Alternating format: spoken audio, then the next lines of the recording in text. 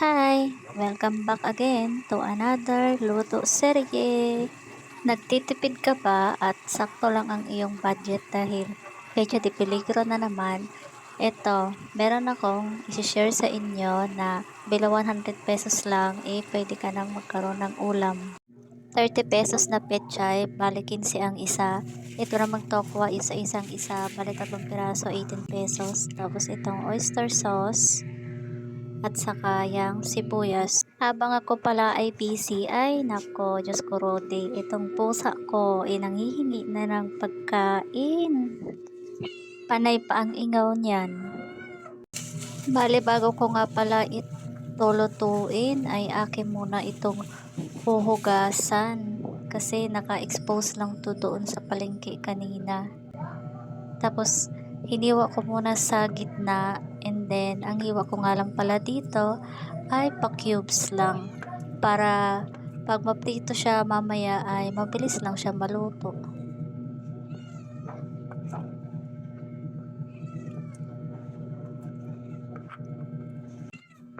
After nga ng tokwa ay ito namang pechay ang aking pinaghihiwa-hiwa sa maliliit lang.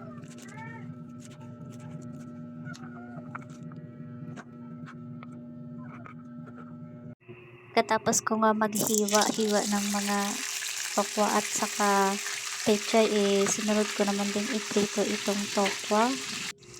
After nga ng ilang minuto, binalibaliktad ko rin para maluto naman yung ibang side.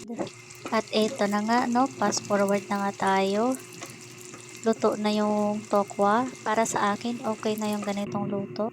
Pagkatapos nga maluto ng tokwa, nagisa naman ako ng bawang.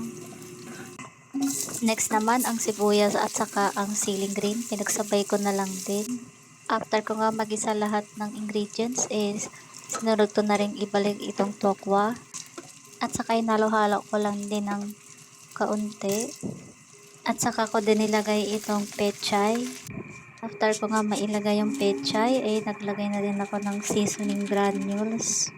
At saka isang oyster sauce.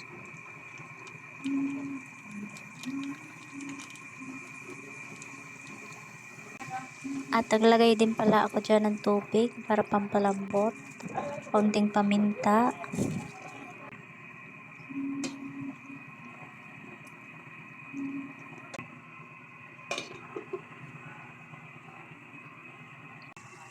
After nga ng ilang minutes, ayan nga, kumukulo na. Hindi na rin pala ako dyan nag-add ng iba pang mga ingredients. Yun lang yung mga nilagay ko. 'Di ba? Sa halagang 100 pesos, good for 2 to 3 person na ulam to. Kaya kung ikaw ay nag-iisip kung ano ang uulamin mo sa halagang 100 pesos, i-try mo na tong pechay at saka tokwa.